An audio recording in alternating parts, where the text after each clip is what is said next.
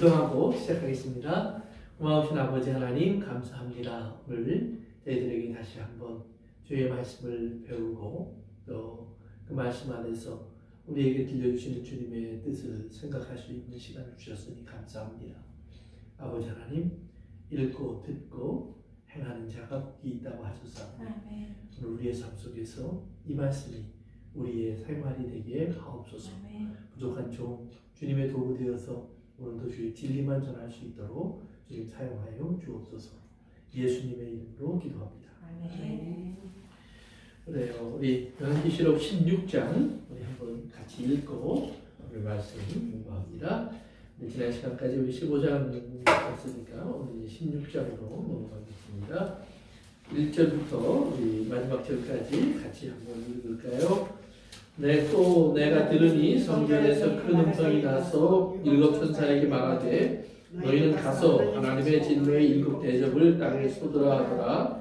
첫째 천사가 가서 그 대접을 땅에 쏟음에 짐승의 표를 받은 사람들과 그 우상에게 경배한 자들에게 악하고 독한 진기가 나더라. 둘째 천사가 그 대접을 바다에 쏟음에 바다가 곧 죽은 자의 피같이 되니 바다 가운데 모든 생물이 죽더라. 셋째 천사가 그 대접을 강과 물 근원에 쏟음에 피가 되더라.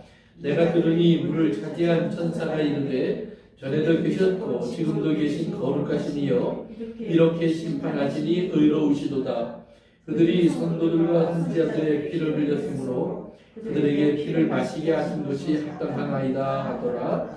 또 내가 들으니 제단이 말하기를 그러하다.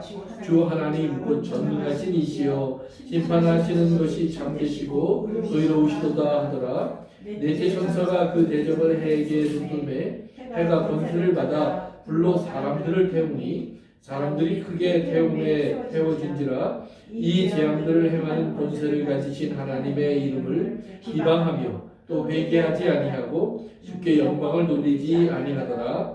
또 다섯째 천사가 그 대접을 짐승의 왕자에 쏟으니 그 나라가 곧 어두워지며 사람들이 아파서 자기 혀를 깨물고 아픈 것과 중기로 말미암아 하늘의 하나님을 비방하고 그들의 행위를 회개하지 아니하더라. 또 여섯째 천사가 그 대접을 큰 강 유브라데에 쏟음에 강물이 말라서 동방에서 오는 왕들에게 예비되었더라.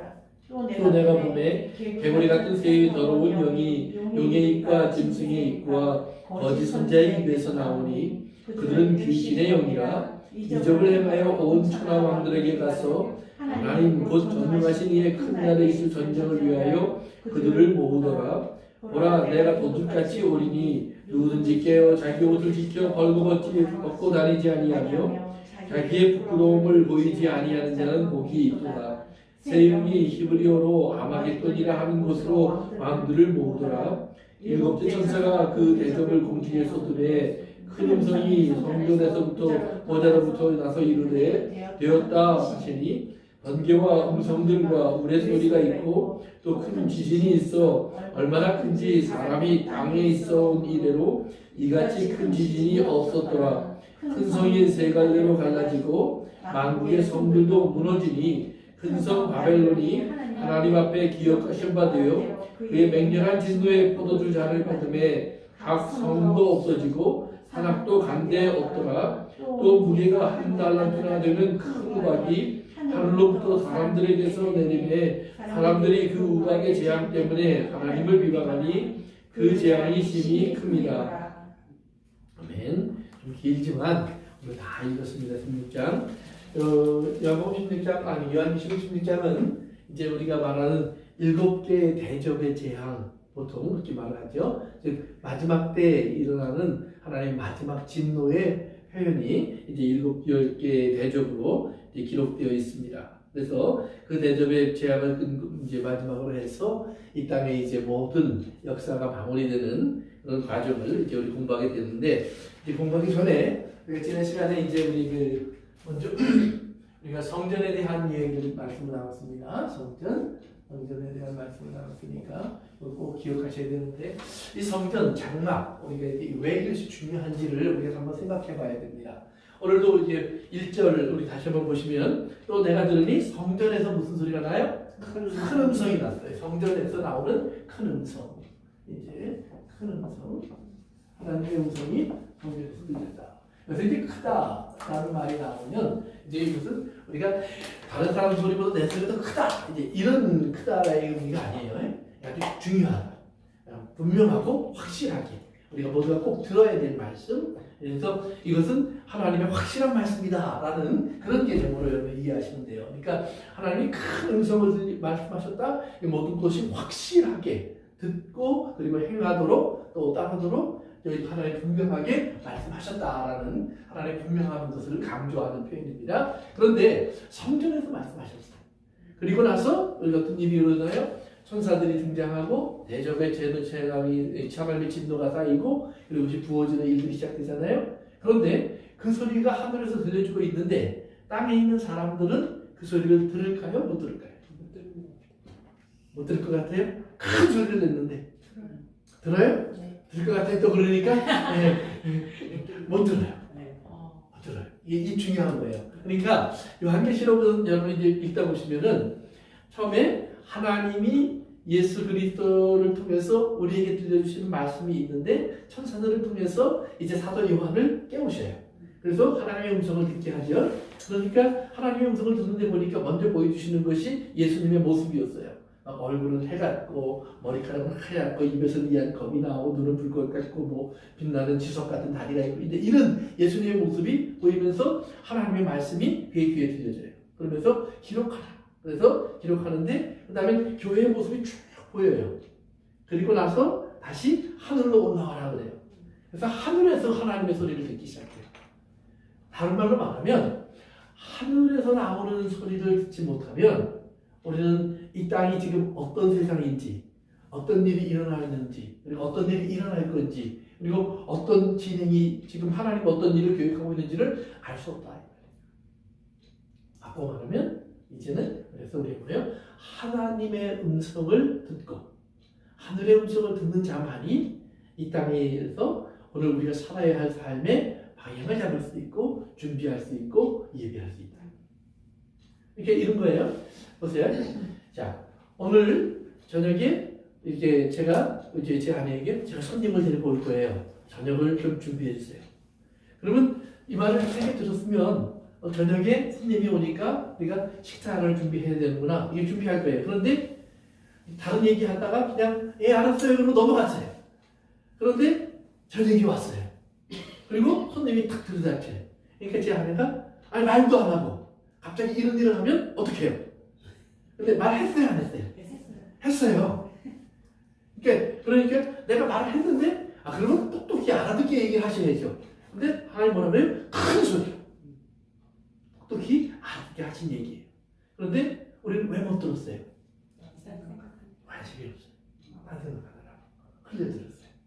일로 왔다가 일로 나가버렸어요. 예를 들면 에덴 동산에서도 하나님이 말씀하셨어요. 그렇죠? 뭐 하지 마라? 그렇죠? 가운데 있는 선악을 알게 한 나무의 실과는 절대로 따먹지 마라. 먹으면 복 주고 대신 다른 건 다 먹어도 돼. 이렇게 얘기를 했는데 딱 한 번 이렇게 눈이 팔리니까 아름답고 멋있고 먹으면 맛있게 생겼고 거기 한번 빠지니까 무슨 소리를 해도 안 들리는 거예요. 그거 먹으면 뭐 아이들한테 야 캔디 먹으면 이상해 그러면 치과 가서 아야 해야 돼 뭐 별소리 다 해도 애가 한번 사탕 맛을 알면 어떻게 돼요? 예 어떻게 해서든지 먹어요. 엄마 몰래라도 먹고 어떻게든 먹는다 이 말이에요. 그러니까 우리가 하나님의 음성을 듣지 못하는 것은 사실은 어떤 면에서 보면 우리의 유혹과 착각에 빠진 우리의 마음 때문이에요. 하나님은 분명히 큰 소리를 알려주시는 거예요. 그래서 반드시 성도들은 이 땅의 사람들은 하나님의 소리를 들어야 돼요. 왜? 하나님의 소리 안에는 뭐가 있냐면 하나님의 계획이 있어요. 하나님의 계획은 뭐가 있냐면 창조부터 마침까지 처음과 나중 시작과 끝 하나님의 모든 것이 다 그 안에 들어와 있어요. 그런데 거기에 귀를 하기 위해요. 예를 들면 이스라엘 사람들의 역사 속에서도 마찬가지예요. 하나님은 이스라엘에게 하나님 말씀을 주셨어요. 그런데 이스라엘이 언제부턴가 말씀을 주신 하나님의 말씀을 듣지 않아요. 그러면서 성경책을 열심히 봐요. 그리고 열심히 공부해요. 그리고 자기가 해석을 하기 시작해요. 그리고 그것을 전하고 듣고 배우고 가르치고 그걸 지켜요. 열심히. 그런데 막상 예수님이 오셔서 하나님 말씀은 이런 거야. 그랬더니 사람들이 어떻게 하죠? 안 들을 뿐 아니라 그렇게 말하는 예수님을 죽여요. 그러니까 그들은 어느 순간인가부터 성경은 가지고 있는데 뭘 못 들어요? 하나님의 음성은 못 듣는 거예요. 이런 일들이 벌어져요. 그러니까 아담이 에덴에서 범한 일들이 사실은 이 땅에서 반복돼요. 그러니까 오늘 예수 믿는 사람도 마찬가지예요. 예수 믿으면서 얘기를 이렇게 들어보면 이제 특별히 교회 다니는 사람 중에 가끔 그런 사람들이 있어요. 아이고 부처님도 그렇고 뭐 다들 뭐 다 잘 착하게 살라고 그러는 거죠. 좋게 잘 서로 살아가면서 나쁜 짓 하지 말고 바르게 살라고 하는 거죠. 틀린 건 아니에요. 그런 얘기 성경에 있어요. 그러나 성경은 뭐예요? 그렇게 살라고 하는 게 아니에요. 너희가 그렇게 살라고 해봐야 너희들의 죄를 해결할 수도 없고 너희들의 문제가 해결되지도 않아. 그것 가지고는 답이 아니야. 왜? 인간은 선할 수가 없어. 그럼 답은 어디에 있느냐? 예수 그리스도 안에서 하나님이 주시는 용서를 경험한 사람만이 하나님의 사랑을 알고 그 사랑을 아는 사람만이 사랑할 수 있는 사람이 되고 그리고 사랑할 수 있는 사람이 되어야만 하나님의 계명대로 사랑하며 살 수 있는 사람이 되는 거야. 그러니까 하나님의 도움이 아니면 안 된다는 것을 깨달아야 되는데 우리는 자꾸 내가 할 수 있는 것을 착각한다 이 말이에요. 그래서 이제 이제 이런 이야기가 있어요. 이제 하나님이 처음 아브라함을 이제 부르셨을 때 아브라함이 하나님의 말씀을 듣고 자기의 고향을 떠나서 이제 출발을 해요. 그런데 하나님이 아브라함에게 가라고 했을 때 아브라함이 데리고 가는 사람이 하나 있었어요. 누구였죠? 동생. 아무튼 동생인지 형인지의 아들 롯이라는 조카를 데리고 가요. 조카. 그래서 함께 쭉 가면서 아브라함을 통해서 롯은 하나님이 하시는 일을 다 봐요. 그러다가 애국까지 갔다가 다시 돌아와요.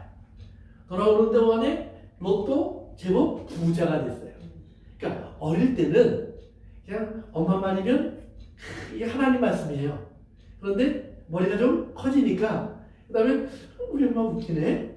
그러다가 어디 좀 더 커지면 뭐라 그러는지 아세요? 엄마는 아는 게 뭐가 있어. 하나도 몰라. 이 세상이 어떤 세상인데 이럴 수 있다 이 말이에요. 그러니까 롯도 자기도 모르게 점점 부자가 되고 커졌어요. 가만히 보니까 그냥 삼촌 안 따라다녀도 돼. 그러면서 이제 삼촌하고 같이 살기는 사는데 자꾸 시비가 붙는 거예요. 자기 양과 삼촌 양을 구분하기 시작했고 그리고 자기가 양을 키우고 싶은 좋은 목초지가 있으면 먹이를 줄 수 있는 좋은 목초지가 있으면 먼저 가서 차지하고 나중에 아브라함의 양들이 이렇게 오면 그거 내가 먼저 차지한 거야. 저쪽으로 가. 뭐 여기 이 넓은 땅에 뭐 먹을 데가 여기밖에 없어? 뭐 이러면서 이제 시비를 거는 거예요. 어느 순간부터 뭐예요? 삼촌과 자기가 나누어지기 시작해요. 그러니까 아브라함이 보다가 안 되겠다. 맨날 한 집 안에서 여기 싸우고 살 바에 차라리 나누어서 살자. 그렇죠? 같이 사는 것보다 그래 떨어져 사는 게 좋은 거예요. 그래서 나눠 살자 이 말이에요. 나눠 사는 거예요. 그런데 롯이 창세기 13장에 보면 나눠 살자고 했을 때 어떻게 하는 얘기가 나와요. 한번 가서 봅시다. 창세기 13장. 뭐 다시 창세기 공부할 때 한번 했겠지만 다시 한번 봅시다. 10절 창세기 13장 10절 이제 아브라함이 롯에게 얘기하는 거예요. 내가 너에게 선택권을 줄게. 너 좋아하는 데로 먼저 가. 네가 동쪽 가면 난 서쪽으로 가고 네가 남쪽 가면 난 북쪽으로 갈 거야. 이러면서 이제 나눠지자고 얘기를 해요. 10절 같이 읽습니다. 시작. 이에 롯이 눈을 들어 요단 지역을 바라보즉 소알까지 온 땅에 물이 넉넉하니 여호와께서 소돔과 고모라를 멸하시 전이었으므로 여호와의 행상 같고 애굽 땅과 같다더라. 롯이 이렇게 쳐다보니까 여기 소돔이 있어요. 소돔. 그러니까 다 내 생각엔 이미 눈여겨 봐둔 것 같아요. 예, 그래서 소돔이 있어요. 소돔. 그런데 지금까지는 거기 가고 싶어서 못 갔어요. 왜? 아브라함이 안 가. 그러니까 아브라함이 안 가니까 할 수 없이 삼촌하고 같이 있느라고 있었는데 삼촌이 네가 가고 싶은데 가. 그러니까 그 말을 하자마자 소돔이 눈에 가고 싶은 거예요. 왜? 여호와의 동산 같고 애국 같아요. 지금까지 경험한 것 중에는 애굽이 제일 좋았어요. 자기가. 그러니까 애굽 같은 데를 찾아봤는데 물도 있고 정말 아름다운 그 초장도 있고 성도 있고 사람도 많고 올라가서 말하면 뉴욕 같아요. 시골에서 농사 짓는 사람 뭐 정말로 높은 건물도 못 봤는데 딱 보니까 연못처럼 불이 번쩍번쩍하는 천국이야. 그러니까 여기로 가겠다고 택해서 가는 거예요. 그런데 우리가 이제 소돔의 이야기를 나중에 다 알죠? 소돔은 어떤 곳이었죠? 소돔은 어떤 곳이었죠? 음란한 곳이요. 그 음란한 도시, 즉 하나님 앞에 죄인의 도시, 죄의 도시예요. 그러니까 죄의 도시라는 말은 뭐예요? 하나님의 진노, 심판 앞에 있는 거예요. 심판. 하나님 심판 앞에 있는 도시예요. 그런데 롯은 여기 들어가서 보니까 죄가 분명히 있어요. 그런데 죄 빼놓고 다 좋아. 이런 거예요. 이게 뭐 나쁜 게 있어요. 그럼 나쁜 거 빼놓고 다 좋아. 그러니까 그 죄는 내가 좀 괴로우면 되고 나머지는 버릴 수가 없어요. 그 버릴 수 없는 게 뭐냐? 그것을 육체라고 그래요. 탐욕, 욕망, 쾌락, 자기를 채워주는 게 많다 이 말이에요. 그래서 이걸 택하는 거예요. 이걸 택하고 나는데 하나님이 조금 시간이 지나니까 어느 날 아브라함에게 찾아와서 이야기를 해요. 아브라함아, 내가 소돔에 대한 이야기를 들었다. 내가 이 소돔을 심판하러 가야 되겠다. 그리고 하나님이 아브라함에게 이야기를 해주셔요. 여기는 지금 그 이야기를 듣고 있어요? 안 듣고 있어요? 전혀 몰라요. 이들은 오늘도 먹고 마시고 장가가고 시집가고 집 짓고 사업하고 하는 거예요. 띵까띵까요. 근데 여기에서 지금 심각한 이야기가 진행되고 있어요. 이 심각한 이야기가 진행되는 곳, 이것이 성전이에요. 성전은 항상 이 이야기가 진행되는 거예요. 그러니까 성전에 들어가려면, 그래서 이스라엘 사람들이 성전에 들어가려면 어떻게 해야 되느냐? 반드시 제단을 지나가야 돼요. 거기에는 반드시 짐승이 죽어서 각을 떠서 불로 태워야 돼요. 그리고는 성전 안으로 들어가기 전에 손과 발을 닦아야 돼요. 신을 벗고 손을 깨끗하게 가지고 위로 올라가서 성소 안으로 들어가면 떡당도 있고 등대도 있고 향로가 있어요. 그리고 그 뒤에 무언가 가려져 있는 곳이 있어요. 지난 시간에 얘기한 것처럼 1년에 한 번 휘장을 열고 들어갈 수 있어요. 향으로 연기로 가득 피우고 그리고 피를 뿌리면 그 안에 그룹이 있는데 천사 사이에서 하나님의 이야기가 들려요. 즉 하늘의 보좌를 상징하는 거예요. 하나님의 이야기가 들려요. 하나님의 이야기를 듣고 우리가 나올 때 되면 하나님은 우리에게 하나님이 우리를 용서하시고 사랑하시고 보호하시고 함께하시고 이런 하나님의 뜻을 깨닫게 돼요. 그래서 그걸 선포해 주는 거거든요. 그러니까 그런 하나님의 이야기가 여기에 있어요. 그러니까 바꿔 말하면 너희가 이 이야기를 듣지 못하면 너희는 다 죽어 말이에요. 그런데 이 소돔에 있는 롯과 모든 사람들이 모르고 그날도 즐기는 거예요. 그런데 여기에서 어떤 일이 벌어지느냐? 하나님이 저기를 허물겠다고 얘기를 하니까 아브라함이 뭐해요? 그렇죠. 하나님께 기도해요. 하나님, 여기 의인이 있는데 50명만 있어도 좀 봐주면 안 돼요? 그러니까 하나님이 오케이. 기분도 좋아요. 하나님 한 번 하는 건 재미없고 그래서 한 번 깎아야 마시니까 40, 30, 20, 10까지 줄었어요. 하나님 한 번도 노를 안 하셔요. 아브라함이 한 번도 라스트 바뀐 했으면 하나님 들었을 거예요? 안 들었을까요? 들었어요. 그것도 들어주셨을 거예요. 그것도. 왜? 하나님 자신 있어. 여기 의인이 몇 명 있어요? 하나도 없어요. 의인은 없어요. 네가 그래, 내가 다 들어줄게. 의인은 없어. 의인은 여기에 있어. 여기에. 그러면 아브라함이 왜 의인인가? 성경에 보면 믿음에 그래요. 믿음. 아브라함 착해서 부지런해서 뭐 선한 일을 많이 해서 아니에요. 우리가 아브라함 얘기를 들으면서 얼마든지 아브라함이 잘못한 얘기들이 많이 있어요. 실수한 얘기들이 많이 있어요. 나랑 크게 다르지 않아요. 그러니까 우리가 잘못하면 우리 성경에 나오는 뭐 아브라함, 다윗, 뭐 노아, 어떤 선지자 엘리야, 베드로, 바울 이런 사람들을 위대한 하나님 다음으로 만들어놔요. 그리고 그 사람들은 위대한 사람이니까, 그리고 우리는 어떤 사람이에요? 평범한 사람이니까 그 사람들이 하는 일을 우리가 어떻게 해요? 그러단 말이에요. 그런데 하나님의 성경에서 보여주는 것은 그들이 너무나 평범한 사람들이라는 거예요. 나랑 똑같아. 우리가 똑같은 사람들이야. 그런데 그들이 왜 저런 사람이 될 수 있을까? 그것은 하나님의 은혜가 그들에게 임했기 때문에. 그러니까 너도 그 은혜를 받으면 그렇게 될 거야. 그러니까 우리가 아브라함의 후손이 될 수 있는 이유는 아브라함과 같은 믿음을 가졌기 때문이지. 아브라함의 믿음은 여기가 있고 우리는 여기가 있고. 아브라함은 자식을 낳았는데 걱정하지 마세요. 다시는 내놓으라고 안 부르실 테니까. 중요한 거는 자식을 내놓으라고 하신 하나님의 그 마음속에 있는 다른 것이 있어요. 그러니까 만약에 여러분의 자식이 이삭 같은 자식을 얻었으면 그러면 그렇게 얘기하실 수 있어요. 이삭은 하나밖에 없어요. 그러니까 하나님께서 지금 아브라함을 의롭다고 하신 이유는 이 믿음의 이야기예요. 그러니까 믿음의 이야기는 여기서만 깨달을 수 있는 거예요. 여기 있는 사람은 지금 믿음의 이야기를 몰라요. 그러니까 왜 여기에서 우리가 즐기고 누리면서 롯이 소돔성을 안 떠나느냐? 죄에 있음에도 불구하고 만족할 수 있기 때문에. 이 정도면 그냥 이거 하나 주고 이거 얻으면 되는 거니까 이거예요. 그러나 여기는 뭐예요? 죄는 완전히 끊어야 돼요. 죄를 끊기 위해서 내가 여기에서 누릴 수 있는 것을 잃어버린다? 그러면 잃어버리는 거예요. Let go. 그걸 버릴 수 있는 것이 있다고 있는 거예요. 그래서 여기 있는 사람의 기도는 하나님이 들으시는 거예요. 그러니까 여기서 지금 하나님은 심판하시겠다고 하고 여기서 뭐예요? 하나님 그들을 구원해 주시면 안 돼요? 불쌍히 여겨주시면 안 돼요? 그 기도가 여기 있는 거예요. 그러니까 이 기도하는 동안에 뭐예요?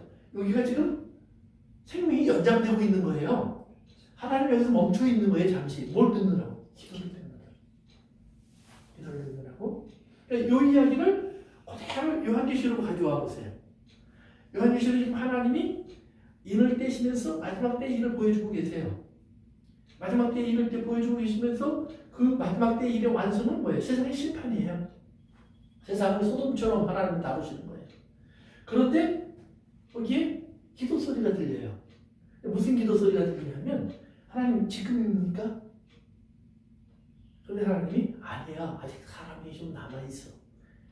아브라함은 오히려 하나님은 지금 여기 없다고 그러는데 아브라함은 나 있다고 얘기를 하고 있는데 요한계시록은 그 반대예요. 하나님이 있다고 하는데 우리는 없는 줄 알아요. 지금이 오면 좋겠어요. 그런데 하나님이 아직 있어. 그러니까 요한복음 8장, 요한계시록 8장에서 성도들이 그 기도를 하나님께 향기를 올려요. 그 말은 뭐예요? 하나님의 뜻이 그러면 주님 우리가 기다릴 수 있습니다. 하나님 그 일을 이루시옵소서. 그러면서 기다리는 시간이 이게 향기가 된 거예요. 향이 올라가는 거예요. 그러니까 그 향이 올라가는 시간 동안에 지금 여기가 살고 있는데 여기 사는 사람들은 이것을 깨닫지 못하고 있어요. 그러니까 하나님의 소리를 들을 수 있는 것, 그것을 성령이라고 합니다. 그래서 출애굽기 20장을 한번 가보세요. 출애굽기 20장, 25장. 미안합니다. 출애굽기 25장. 출애굽기 25장. 그는 이제 하나님께서 모세에게 성막을 어떻게 지어라라고 얘기하시는 내용들이 여기 쭉 나와요.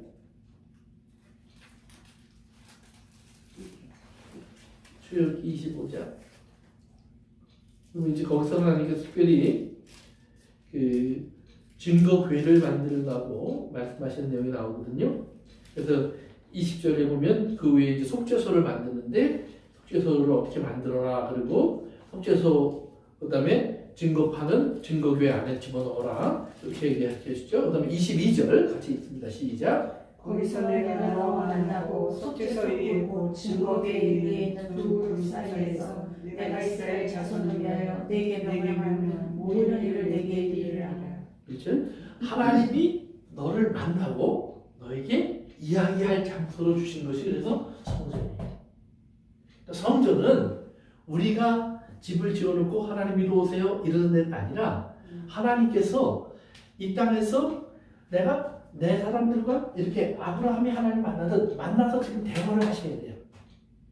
그런데 인간은 에덴 동산을 하나님이 그런 아름다운 모습을 주셨는데 에덴 동산을 더럽혔어요. 왜? 뭐 때문에? 탐욕 때문에. 하나님과의 교제를 끊어버렸어요.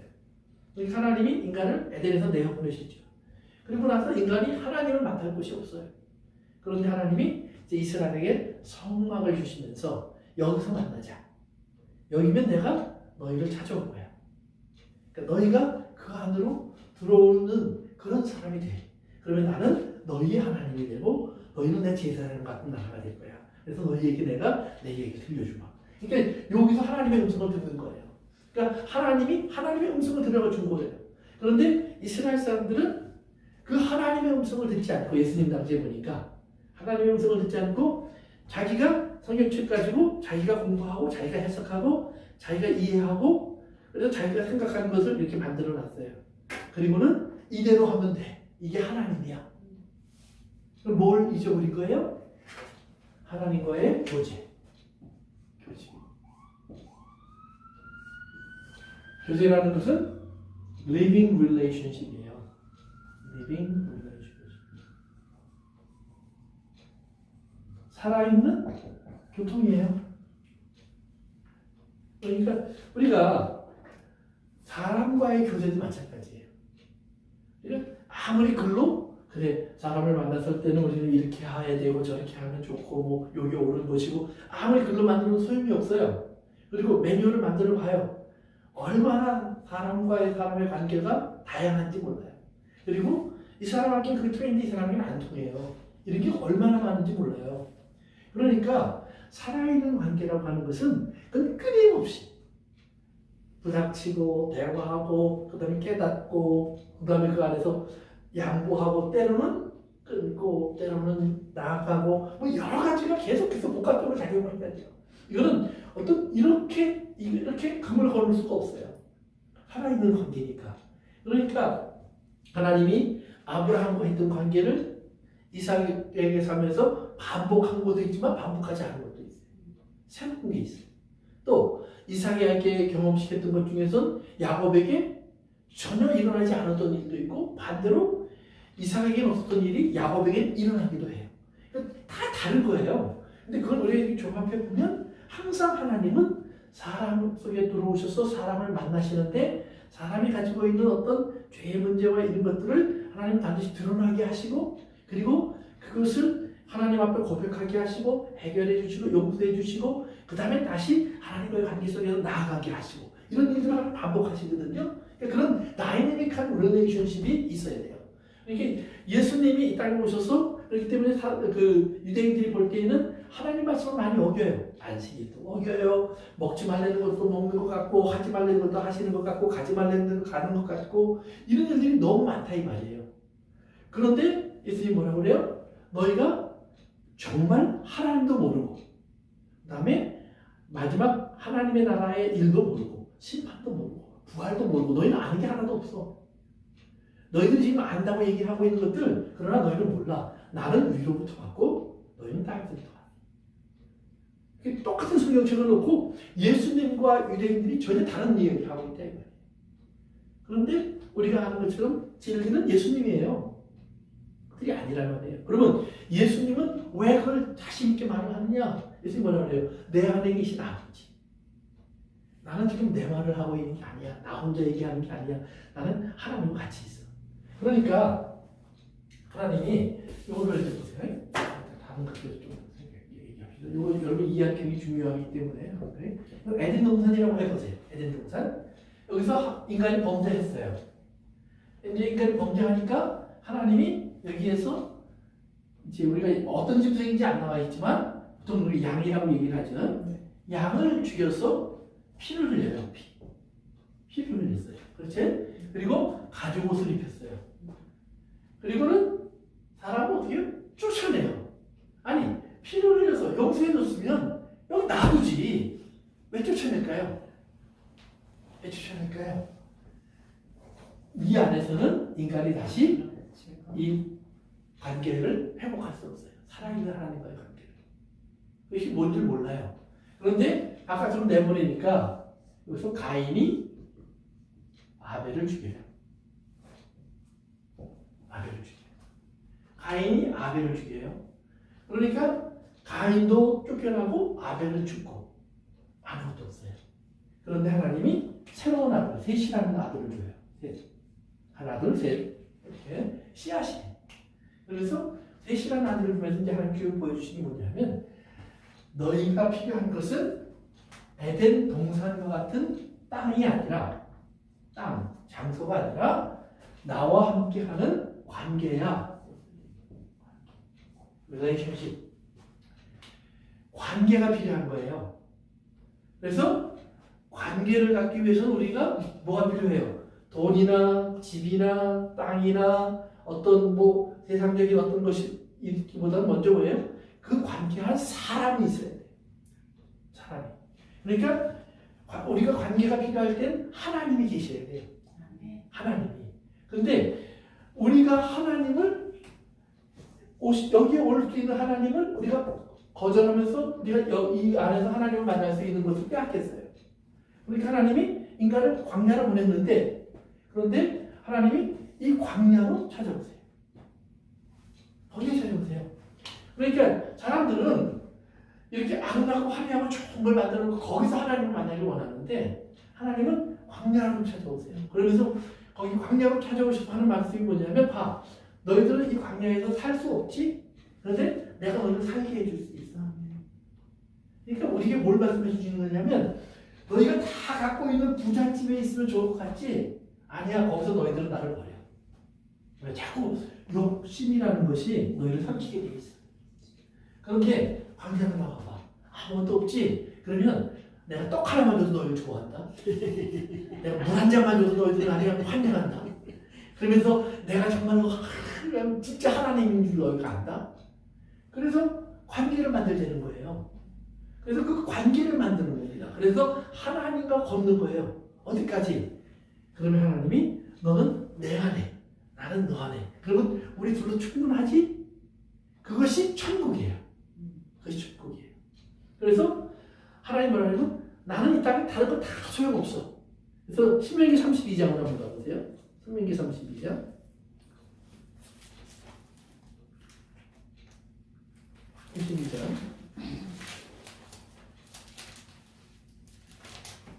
9절 한번 읽어볼까요? 시작. 여호와의 분깃은 자기 백성이라 야곱은 그가 택하신 기업으로다. 그 바로 위에 보면 이 땅을 많은 민족들이 있고 나라가 있어서 하나님을 다 나눠주셨다는 거예요. 땅도 사람들 다. 그래서 이 땅에 뭐 미국 사람들은 여기 갔고 한국 사람은 저기 갔고 소련 사람은 저기 갔고 이렇게 해서 다 가졌다는 거예요. 그런데 하나님은 아무것도 안 가졌어요. 그러니까 사람들이 하나님 아무것도 안 가져요. 그랬더니 나는 뽑기를 했는데 네가 나왔네? 그게 누구냐면 이스라엘이에요. 그러니까 분깃이란 말은 뽑기에 있다는 말이에요.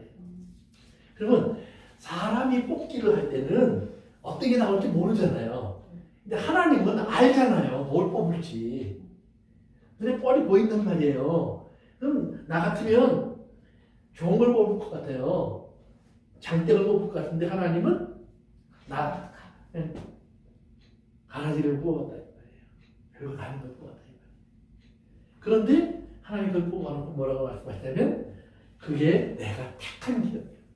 우연이 아니야. 내가 선택한 거야. 그게 너희야.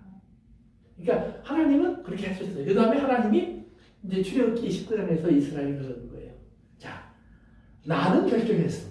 근데 너희는 어떤 결정을 할래? 내 백성이 될래? 나를 하나님으로 섬길래? 그러면 너희는 왕같은 제사장 나라가 될 거야. 어떡할래? 이때 이스라엘이 yes. 어디서? 애굽에 있을 때도 못했던 거예요. 하나님이 10가지 재앙을 보여줬을 때도요. 이스라엘은 그거 안 했어요. 홍해바다를 건너와서도 안 했어요. 그러다가 불평도 하고 원망도 하면서 광야를 한 달 정도 지나고 나서야 비로소 그 대답을 할 수 있는 준비가 돼요. 자, 너희들 어차피 애굽을 못 들어가. 광야에 살아야 돼. 지나가야 돼. 자, 그런데 너희들 급히 나오느라고 떡도 없지, 물도 없지, 아무것도 없잖아. 지나갈 방법이 없지. 더구나 광야에서 살 수 있는 방법도 모르지. 광야의 가장 큰 문제는 뭐예요? 물, 집, 맞아요. 그러니까 물과 떡이고, 그다음에 태양을 피할 수 있는 어떤 나무 한 그루 없어요. 그러니까 낮에는 불타 죽을 것 같고, 밤에는 기온이 뚝 떨어지니까 추워서 죽을 것 같고. 이곳이 그러니까 사람이 살 수 없는 곳, 그것이 광야의 의미예요. 사람이 살지 않는 곳, 그것이 광야의 의미예요. 그러니까 사람이 살지 않는 곳, 살 수 없는 곳, 거기 너희가 와 있는 거야. 왜? 너희가 나를 떠나는 순간 너희는 사람같이 하시는 죽음에 있기 때문에. 그러니까 죽음이 꽉 둘러싸여 있는 거예요, 광야는. 그런데 하나님께서 그 위에 뭐래요? 내가 장막을 펼쳐주마. 하나님 펼쳐준 장막이 낮에는 구름, 밤에는 불. 그 다음에 내가 장막을 펼쳐줘서 구름과 불만 주면 하나님 우리가 이렇게 편히 쉬고 그 다음에 덥지 않고 그 다음에 춥지 않게 있다고 해서 사는 건 아니잖아요. 먹어야 되죠. 그러니까 막 넣어주고 고기 넣어주고 그 다음에 물도 주고 그럼 됐지. 그랬더니 옷은요. 하나님이 세탁비를 안 받고 세탁을 해주셔요. 매일. 그래서 이제 보면 그들의 옷이 더러워지지 않았다. 신발이 닳지 않았다. 이렇게 나와요. 그러니까 하나님이 다 해줬는데 처음에 그게 좋아요. 근데 조금 지나니까 사람이 위기가 있을 때는 주여 그러지만 좀 지나고 나면 내 못하리가 이게 사람이에요. 자꾸 딴 게 생각이 나요. 그러니까 하나님이 네가 그 생각을 한다는 말은 지금 네가 나를 잘 모른다는 말이야. 나와 함께 가지 않고 있다는 말이야. 몸은 움직이고 있는데 마음은 딴 데가 있잖아. 그러니까 하나님이 그 마음을 자꾸 소유하기 위해서 말씀하시는 거예요.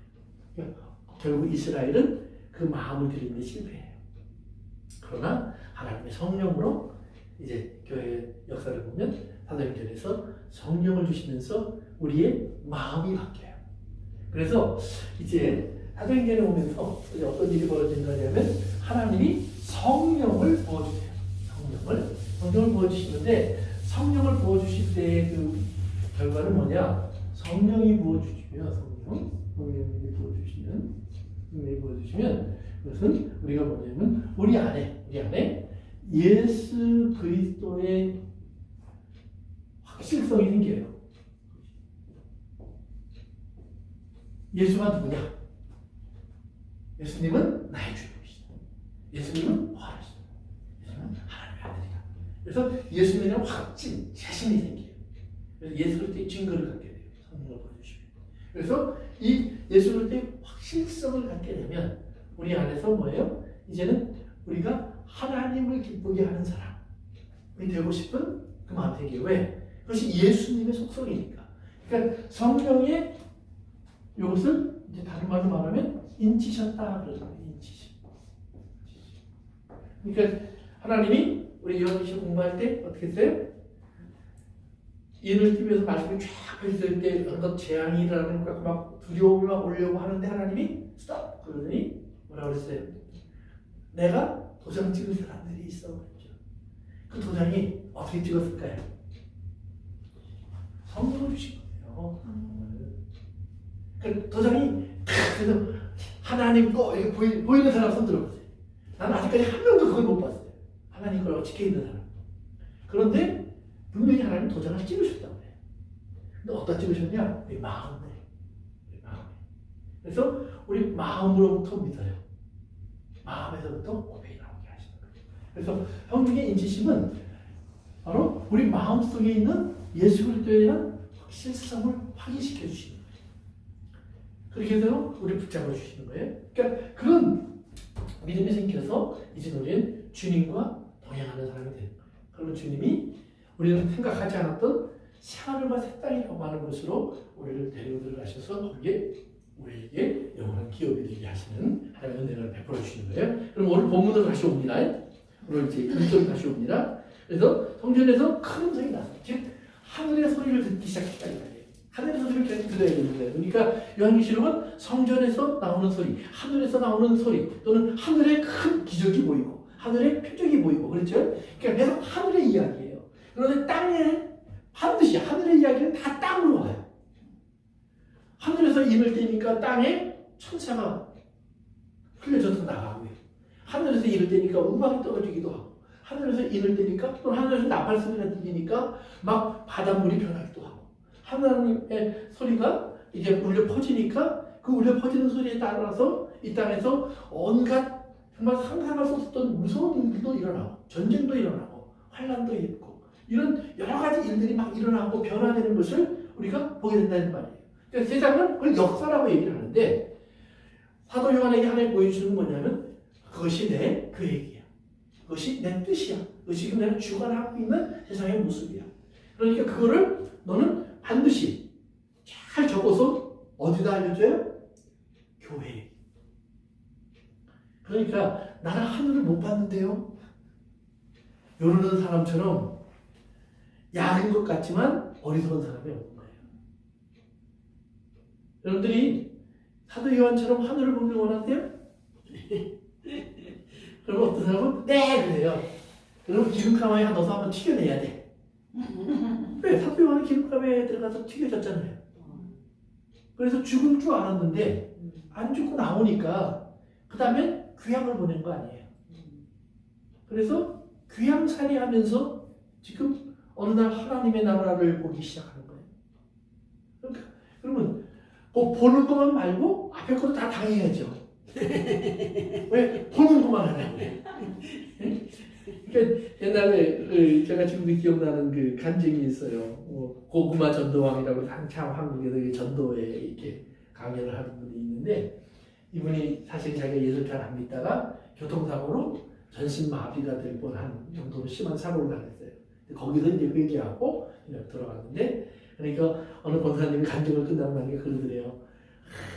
우리 장로님은 좋겠다고 이게 하나님이 그런 것도 다 보여주시고 막. 그랬더니 이분이 그럼 권사님도 나처럼 사고 한번 다 할래? 그러니까 우리는 사실은 하나님께서 지금 그런 일 없이 이걸 듣게 하신 것이 얼마나 큰 복인 줄을 깨달아야 돼요. 그러니까 이렇게 해서 성경이 뭐라 하냐면 요 일을 그대로 당하는 사람은 못 빼놓고 하나님이 요거 듣고 읽고 그 다음에 행하는 사람은 복이 있다. 그러니까 고마운 일이에요. 그래서 하나님께서 하늘의 이야기를 보여주시는데 그 하늘의 이야기가 사실은 땅의 이야기를 다 보여주고 알려주고, 그리고 이 땅의 것을 위해서 어떤 일이 있을 것을 알고 교회가 미리 준비해야 될 것을 깨우쳐주는 거예요. 그러니까 우리에게 깨우쳐주시는 하나님의 말씀이에요. 그러니까 이것은 얼마나 좋은 건지 몰라요. 그러니까 어느 분이 이걸 설명할 때 이렇게 설명하더라고요. 무서운 영화 있죠, 무서운 영화. 저기 와! 하는 그런 영화. 그런데 옆에 앉은 사람이 벌써 봤어.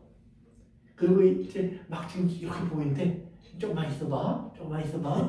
거기 귀신이 나올 거야. 너 비명 지를 거야.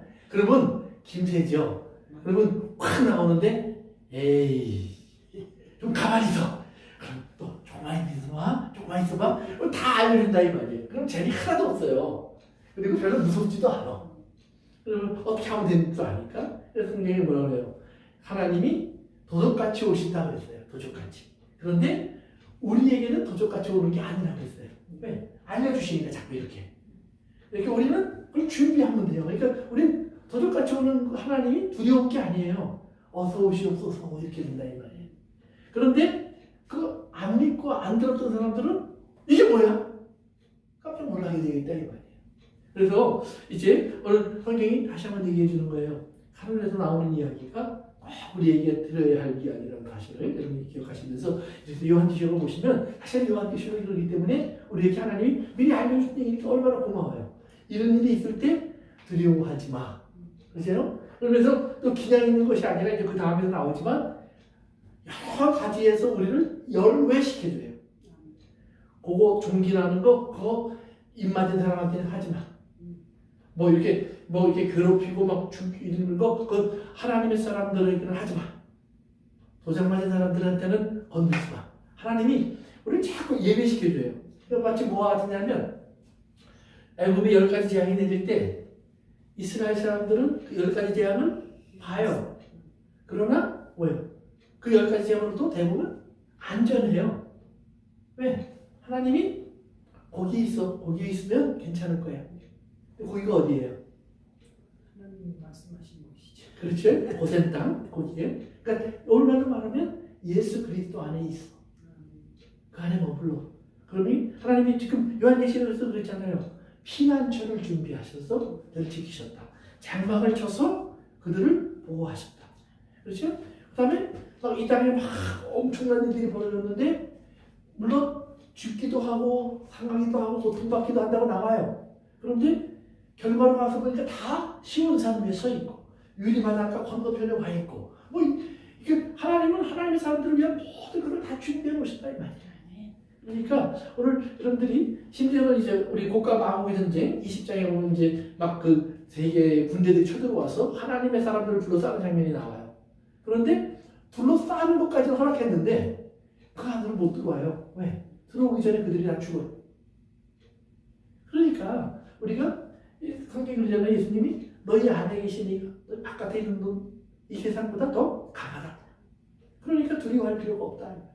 그래서 우리가 그런 믿음 가지고 요한계시록을 보면 굉장한 하나님의 은혜와 위로와 그다음에 격려의 말씀 되겠죠. 그래서 7 대접을 땅에 쏟으라 그러죠. 쏟으라. 재앙의 대접을 쏟으라 그래요. 근데 아까 얘기한 것처럼 그건 부어버리라는 말이에요. 근데 하나님의 사람들에게는 성령을 부어주셔요. 이게 중요한 거예요. 재앙을 이 땅에 묻기 전에 하나님 먼저 하나님의 성령을 하나님의 사람들에게 부어주셔요. 우리는 성령의 부음을 받고 그 다음에 하나님이 부시는 걸 보면서 때가 됐구나. 우리는 찬양하고 감사하면 된다는 거예요. 그래서 이제 사람들은 그러죠. 진짜 하나님 살아있면 왜 이런 일을 해? 그러니까 하나님은 이렇게 생각하시면 돼요. 하나님은 거룩하신 분이에요. 거룩하다는 말은 하나님과는 죄가 공존할 수 없어요. 그러니까 하나님이 계시면 저 정도 죄는 무너져야 돼요. 그러니까 이거는 뭐 하나님의 선택이 아니에요. 하나님이 계시면 무조건 죄는 없어져야 돼요. 그러니까 우리가 컵에다 물을 따르면 그 안에 있던 공기가 빠져나가야 돼요. 안 빠져나가면 물이 들어갈 수가 없어요. 마찬가지예요. 하나님이 계시면 무조건 악은 없어져야 돼요. 그러니까 하나님이 안 하고 싶어? 그게 아니에요. 하나님이기 때문에 당연히 일어날 수밖에 없는 일이에요. 그런데 하나님이 죄인이 된 인간 중엔 하나님의 사람들이 있다는 거예요. 그들을 하나님이 구분해 내셔서 건져내시는 과정이 이런 과정이 다 필요하다는 말이에요. 그러니까 제가 또 여러 번 얘기했지만 요한계시록에 나오는 여러 가지 사건 사고들을 얘기할 때 생각해 보세요. 여러분이 암에 걸렸어. 그러면 여기 종기난 사람하고 암에 걸린 사람하고 누가 더 괴로워요? 암에 걸린 내가 더 괴롭죠? 그렇잖아요. 뭐 어디에 홍수가 나서 막 다 쓸려 내려갔어요. 근데 우리 집에 지금에서 비가 돼. 그러면 홍수에 쓸려간 사람들 때문에 속상해요. 비가 새는 것 때문에 감사해요. 비가 새는 것 때문에 감사해요. 그게 인간이라 이 말이에요. 그러니까 우리의 삶 속에서 요한계시록의 이야기는 사실은 항상 같이 있는 이야기들이에요. 물론 어느 땐가는 이것이 집중적으로 일어나면서 온 세상이 하나님의 마지막 때라는 사실을 우리가 경험하게 하실 거라고 저도 생각을 해요. 그러나 그 마지막의 이야기는 사실은 지금도 진행형이라는 말이에요. 내 삶 속에서는 지금도 완성되고 있다는 얘기예요. 그래서 가서 대접을 땅에 쏟으라 그래요. 근데 재밌는 게 땅에다 쏟으라고 그랬는데 땅은 사실은 7 대접이 쏟아지는 것이 땅에다만 쏟아져요? 그렇죠? 땅에다 쏟아라 그랬는데 땅, 그 다음에 바다, 그 다음에 물, 또 태양, 또 뭐가 있어요? 짐승의 보좌, 그 다음에 유브라데 강, 아까 다 읽었으니까요. 그 다음에 큰 성, 바벨론, 이렇게 그러니까 이런 여기 보면 하늘도 있고 태양 같은 거는 바다도 있고 그 다음에 뭐 보좌 짐승의 보좌도 있고 그 다음에 땅도 있어요. 뭐 유브라데나 강이나 큰 성도 다 땅에 있다 생각할 수 있죠. 그런데 왜 하나님은 땅에다 쏟으라고 먼저 말씀하셨을까? 이 모든 것이 바꿔 말하면 여기에 속해 있다 이 말이에요. 땅에. 그러니까 요 땅이라는 말은 하늘에 반대되는 개념이에요. 하늘. 그렇게 생각하시면 되는 거예요. 그러니까 하늘은 뭐죠? 하나님의 보좌가 있는 곳이에요. 장막이 있는 곳이에요. 그 다음에 성도들이 요한계시록 우리가 공부했어요. 12장에 보면 하늘과 그 사이에 있는 사람들, 거기에 거하는 사람들은 괜찮아. 그러나 붉은 용이 땅에 있는 사람들을 죽이려고 내려갔어. 조심해. 땅에 있는 사람들은 조심해야 될 거야. 근데 땅에 있는 사람들은 사실은 조심하지 않고 붉은 용이 와서 짐승이 올라오니까 거기에 찾아가서 경배하고 좋아해. 오히려 하나님, 하늘에 있고 공중에 있는 하나님의 장막에 거하는 하나님의 사람들은 고통을 당하고 순교를 당하고 어려움을 당해요. 오히려 안전하다고 했는데 어려움을 당하고 조심하라고 했는데 오히려 먹고 마시고 잘 살게 돼요. 그러면 먹고 마시고 잘 살게 되는 사람들이 무슨 생각을 해요? 아, 우리가 제대로 믿고 있는 거예요.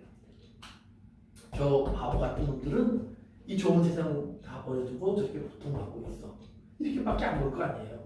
그런데 하나님 뭐라고 얘기했냐면 이 모든 그 모습이 바로 소돔이야 이 말이에요. 이게 소돔이야.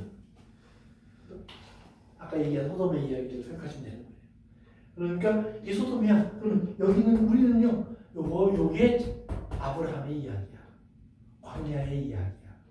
너희들이 여기 지금 나랑 동행하고 있잖아. 그래서 여기 있는 사람들을 뭐라고 불렀어요? 이긴 자, 견디고 따르고 어린 양이 어디로 인도하든지 따라가는 사람, 자기의 흰옷을 더럽히지 않은 사람, 끝까지 견디는 사람, 그들은 복이 있을지죠? 바로 그 사람들이다 이 말이에요. 그러면 이렇게 할 수 있는 사람은 누구냐? 아까 말한 대로 읽고 듣고 행하는 사람. 무엇을 읽고 듣고 행하는 거예요? 하늘의 이야기. 하늘로부터 오는 큰 소리를 읽고 듣고 행하는 사람이에요. 그러니까 여기서 말하는 땅이라고 하는 개념은 이것은 이제 여기서 말하는 이 땅과는 좀 다른 개념으로 이해하시는 게 좋다는 말이에요.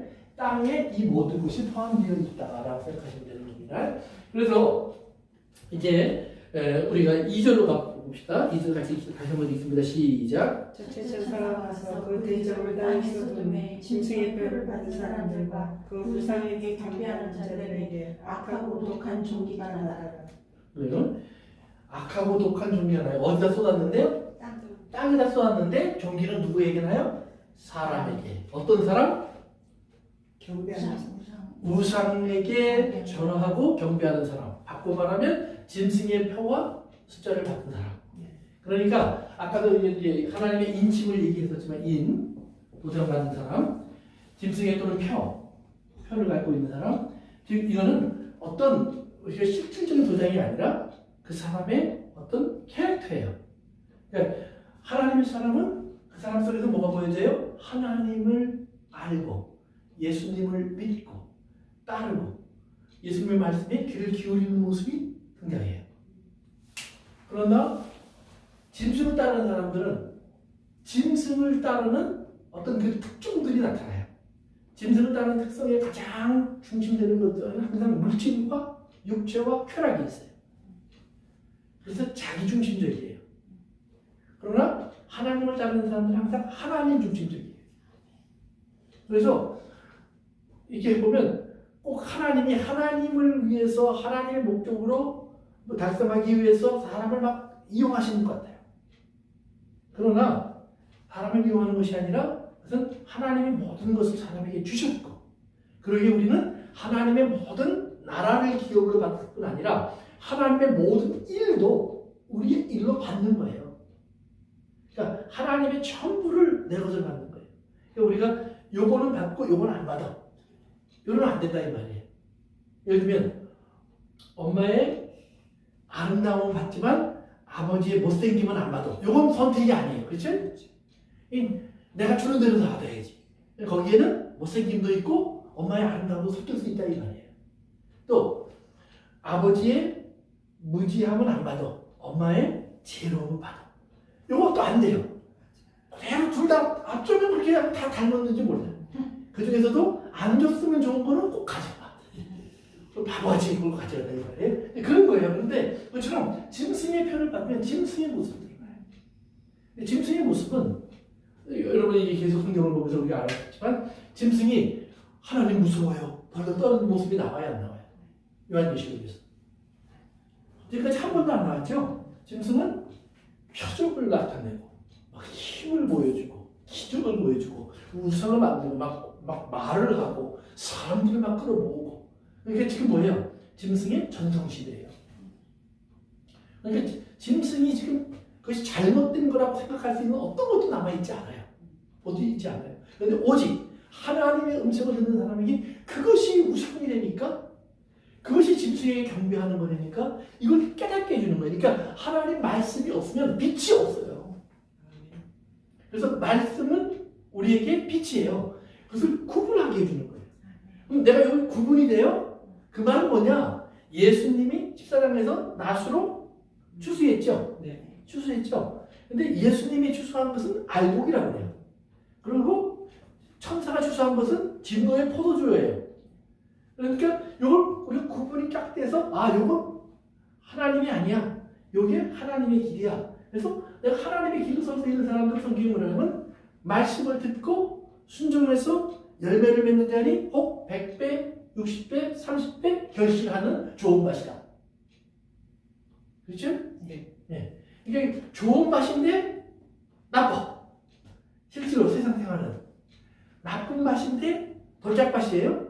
그런데 돌짝밭 또는 길가에 펴진 사람들이 뭐라 하냐면 이 하나님이 여러분들 다 오십시오. 잔치가 열렸습니다. 그랬더니 아니요, 나 장가 가야 되는데, 나 사업해야 되는데, 아유 내가 지금 나도 그냥 죄송하지만 나도 따로 파티가 준비되어 있는데 뭐 하나님 파티 뭐 같이 거 내가 하는 것도 괜찮은데, 그래서 다 자기 할 일이 많다고 그랬어요.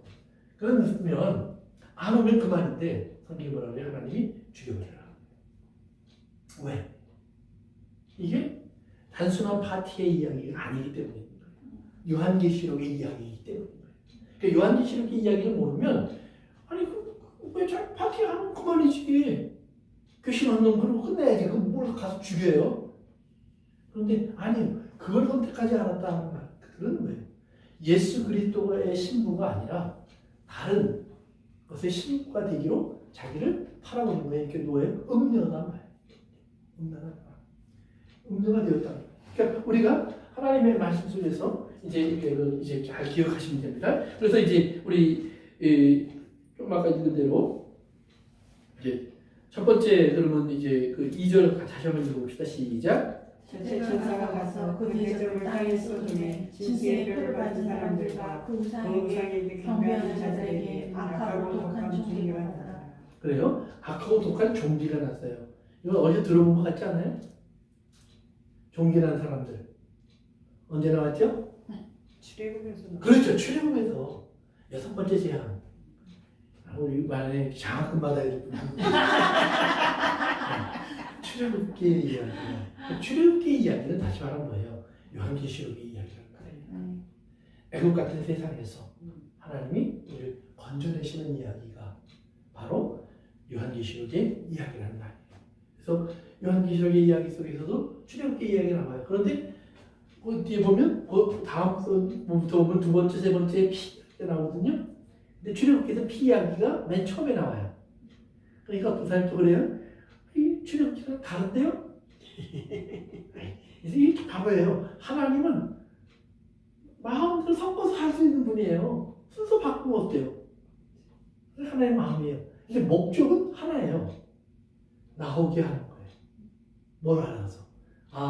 여기가 우리 집이 아니고 딴 데가 우리 집이구나.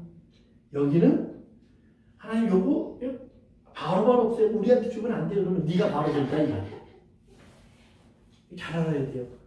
에덴을 하나님 짐승의 옷을 입혀놨으니까 이제 우리한테 주면 안 돼요? 그럼 네가 아담 된다. 틀림없어요. 우리는 광야가 아니면 해답을 얻을 수가 없어요. 광야에 나가야만 하나님 보고 하나님을 알아야만 하나님과 동행하고 하나님과 동행해야만 하나님 나라에 들어갈 수 있는 거예요. 그러니까 이건 하나님만 아시는 거예요. 그러니까 사람은 아닐 거야. 안 그럴 수 있어요. 글쎄 안 그럴 수 있으면 해봐. 왜? 그 사람들은 하나님 말씀을 안 듣고 있으니까요, 지금. 그리고 자기 길을 가고 있으니까요. 그리고 그들이 어디로 가고 있는지는 그들이 나중에 하나님 보좌 앞에서 알게 될 거예요. 하나님은 자신 기뻐하는 거예요. 너희들은 할 수 없어. 그래서 하시는 거예요. 그래서 이제 그 종기가 나는데 짐승에게 경배하고 짐승에게 따르는 사람들이 나오는 거예요. 그들이 경배한 이유는 아까 얘기한 것처럼 물질 때문입니다. 세상의 쾌락 때문입니다. 육체적인 만족 때문입니다. 그 다음에 3절 같이 읽습니다. 시작. 둘째가 저와 그 대접을 바다에 쏟음에 바다가 곧 죽은 자의 피같이 되니 바다 가운데 모든 생물이 죽더라. 그래요. 여기서 피같이 되니 그러니까 like blood가 아니에요. 피가 된 거예요. 피가 됐는데 어떤 피가 됐느냐? 죽은 사람의 피와 같은 피가 됐어요. 죽은 사람의 피가 됐다는 말은 뭐냐면 몸에서 피가 빠져나갔다는 말이에요. 피가 흥건히 고였다. 이런 식의 개념을 얘기하는 거예요. 그래서 바다가 피처럼 됐어요. 그런데 이 바다가 피처럼 됐다는 이야기는 그걸 바꿔 말하면 그 안에는 아무도 살 수 없다 이 말이에요. 우리 다시 출애굽기 얘기로 가면 처음에 모세가 지팡이로 물을 치니까 모든 물들이 다 피가 됐어요. 그런데 피가 되는 순간에 어떻게 돼요? 그 안에 있던 모든 생물이 죽어서 그냥 물고기들이 다 죽어서 둥 떠오르고 시체가 썩기 시작하고 그래서 악취가 온 세상을 덮었다고 되어 있거든요. 그런 현상이 일어난다는 거예요. 즉 바닷속에 아무것도 살 수 없는 그 시간이 오는 거예요. 그러니까 이것은 우리가 이제 실질적으로 세상적인 어떤 자연적인 변화가 일어나겠구나라고 볼 수 있어요. 또 하나는 바다, 땅, 그건 뭐예요 항상? 누가 살던 곳이죠? 짐승. 그렇죠. 짐승이 올라온 곳이 바다고 짐승이 올라온 곳이 땅이에요. 그러니까 땅과 바다를 하나님 심판하신다는 얘기는 하나는 뭐냐면 자연적인 어떤 현상 속에서 이 지구의 우리가 알고 있는 세상의 역사의 종말이 오겠구나라는 생각을 할 수 있어요. 두 번째는 영적으로 보면 이것은 이 땅의 모든 악의 근본들이 자리 잡고 있는 것들이 다 파괴된다. 그 안에는 어떠한 생명도 없다. 오직 죽음밖에 없다는 것을 하나님이 그들에게 알려주신다는 거예요. 그래서 이 땅에 존재하는 모든 것들에게 철저하게 하나님은 너희들은 죽은 거야. 죽은 자와 마찬가지라고 하는 것을 계속 보여줘요. 재미있는 거는 여러분들이 16장을 쭉 읽다 보시면은요, 거기에 실제로 죽었다는 얘기가 안 나와요. 죽을 것 같은 고통의 이야기 나와요. 그런데 나중에 여러분 20장, 21장을 가서 보시면 하나님이 심판받는 것 중에 사망이 있어요. 지금 이 사람들은 사망이 가장 무서운 건 줄 아는데 사망보다 더 무서운 것이 있어요. 그것이 뭐냐면 죽지 않고 사망의 형벌을 나가는 거예요. 죽지 않고 형벌에 들어가는 거예요. 이걸 둘째 사망 그래요. 그것이 성경의 심판이에요. 그러니까 인간이 생각하는 죽으면 그만이잖아. 내가 죽으면 돼. 그런데 죽지 못해요. 죽고 싶은데 죽지 못해요. 이게 얼마나 끔찍한 일인지 상상을 해보세요. 그러니까 뭐 우리가 살다가 좀 자살하고 싶어 이 정도의 충동이 아니에요. 이거는 정말 한순간도 견딜 수 없어요. 그런데 못 죽어. 내가 할 수 있는 죽음을 찾을 수 있는 방법이 요만큼 남아있잖아요. 죽음마저 다 뺏겨버린 거예요. 그래서 그 죽음의 아픔이 고통이 영원한 것이 지옥이에요. 그러니까 이런 세계가 너에게 있다는 걸 하나님이 지금 뭐예요? 알려주시는 거예요. 그 말은 뭐예요? 마지막으로 말하면 너희들이 지금 빨리 돌아와 이거예요. 지금이라도. 이게 너희가 지금 살고 있는 세계야. 너희가 경험하고 있는 세계야. 그러면서 우리 3절을 4절 한번 아니 5절입니다. 5절 미안합니다. 4절부터 5절 6절까지 한번 읽어봅시다. 시작. 셋째 전차가 그 대접을 바다 물 근원에 쏟음에 피가 되더라. 내가 들으니 물을 차지한 천사가 이르되 전에도 계셨고 지금도 계신 거룩하시니여 이렇게 심판하시니 의로우시도다. 그들이 성도들과 선지자들의 피를 흘렸으므로 그들에게 피를 마시게 하신 것이 합당합니다 하더라. 아멘. 피의 이야기가 이제 나오는데 바다도 피가 됐고 땅의 모든 물이 아니라 물의 근원들이 다 피가 돼요. 그러니까 이제 다 피가 됐다는 말이죠. 근본 자체가 피로 바뀌었으니까. 그런데 이 피를 바꾸신 이유가 거기 성경에 나와요. 답이 뭐죠? 성도들과 선지자들의 피를 흘리게 했으니. 그렇죠? 그러니까 이게 뭐예요? 하나님의 사람들은 이때까지 세상으로부터 죽음을 당해 왔다는 얘기죠. 그러니까 세상은 죽음을 무기로 하나님의 사람을 괴롭혀 왔다는 말이에요. 그러니까 요한계시록을 읽으면서 여러 번 제가 이제 반복했지만 요한계시록에서는 하나님의 사람들이 재앙으로부터 떠르르 도망간다는 얘기는 없어요. 그런데 재미있는 것은 하나님의 재앙의 직접적인 죽음보다는 저들은 재앙이라고 우리는 좀 재앙처럼 보이는 것이 있어요. 왜? 메뚜기 떼 같은 것이 막 올라왔고 또 짐승들이 막 올라왔고 그들이 막 세상을 지배하고 그런데 그 짐승의 전성시대가 벌어질 때 하나님의 사람들이 죽는다는 말이에요. 누구한테? 짐승에게. 교회 얘기를 할 때도 빌라델피아 교회나 소모나 교회 얘기할 때도 너희 가운데 짐승의 보좌가 있다. 사탄의 보좌가 있다. 그리고 너희를 괴롭힐 것이다. 옥에도 집어넣을 것이다. 뭐 이제 또는 몇 사람을 죽이기도 할 것이다. 뭐 이런 얘기 나오잖아요. 그처럼 하나님의 성도들은 죽음에 던져져 있다는 말이에요. 그들의 눈에 볼 때는 우리가 죽일 수 있어. 예수님 죽이듯이. 그런데 예수님 뭐라고 해요? 너희가 죽이는 게 아니야. 너에게 내가 내어주는 것이고 다시 살 거야. 그러니까 우리는 다시 살 소망을 가지고 있는 사람들이에요. 그렇기 때문에 그 소망으로 죽음을 이기는 거예요. 그러나 동시에 죽음이라는 것이 다가올 때 인간의 육체 속에서 우리가 괴롭지도 않다? 아니에요. 괴로워요. 두려워요. 바울도 그랬고 예수님도 그랬어요. 그렇지만 그것 때문에 하나님을 떠나지 않아요. 그 차이예요. 그러니까 세상은 살려고 편히 살려고 배부르게 살려고 재밌게 살려고 즐겁게 살려고 하나님을 버린 것을 모르고 그들 스스로 하나님 잘 믿는 것처럼 생각해요. 그러니까 이제 우리가 11장에서도 보면 그 성전의 얘기가 나오는데 11장의 시작에 보면 성전이 있고 그 다음에 성전들이 있어요. 그런데 성전 안에 있는 사람들은 하나님이 측량하라 그래요. 그들이 왜 성전 안에 있는지 네가 알아라 이 말이에요. 근데 바깥은 잘 필요 없어. 이방인들에게 다 내줄 거야. 여기 짐승이 여기서 판친다는 얘기예요. 그런데 그 짐승이 판칠 때 사람들은 짐승을 뭐처럼 봐요? 하나님처럼. 이게 하나님 믿는 거지. 아니 하나님 믿으면 이렇게 누려야지. 하나님 믿으면 이렇게 잘 살아야지. 예수 믿으면 내가 이렇게 즐거워야지. 내가 이 안에 있는 사람보다 내가 더 뛰어나야지. 그러니까 이 안에는 하나님 들어주는 성막은 없고요. 높은 건물들 지어놓고 십자가 크게 세워놓고 그리고 이게 예수 믿는 거지. 이렇게 얘기한다 이 말이에요. 근데 예수 믿는 건 요 안에 있는 거예요. 요 안에. 그러니까 우리가 진짜 요것을 잘 구분하면 그 다음에 뭐예요? 이제 이 안에서 바다와 물속에서 마치 우리를 삼키려고 하는 세상의 사망 수욕에 삼켜지는 듯한 모습들이 보이신다는 말이에요. 그런데 결국은 보니까 뭐예요? 하나님의 사람들은 죽을 수밖에 없어서 홍해 바다를 다 건너와서 이쪽 편에 와 있고 진짜 하나님의 사람을 쫓아왔던 애굽의 군대들은 바다에서 수장됐죠. 거기 피해요. 바다가 피가 된 거예요. 그러니까 하나님의 사람들은 죽였는데 건너와 있어. 그 죽음이 뭐예요? 건네주는 길이에요. 그걸 건네주는 길이에요. 그런데 애굽의 군대들은 쫓아오다가 바닷속에 다 갇혀서 죽는 것처럼 즉 바다가 피가 되는 것처럼 그들은 그 속에서 빠져나오지 못해요. 오직 하나님의 사람들만이 가는 곳마다 그래서 강이 멈추고 바다가 갈라지고 마른 땅으로 항상 걸어가요. 그러니까 신앙의 얘기는 하나님이 인간을 땅으로 옮겨주는 얘기예요. 그래서 태하늘과 새 땅에는 뭐가 없어요? 바다가 없어요. 요한계시록 21장 20장 가서 보시면 새하늘과 새 땅에는 바다가 없어요. 왜? 바다는 피의 세계니까.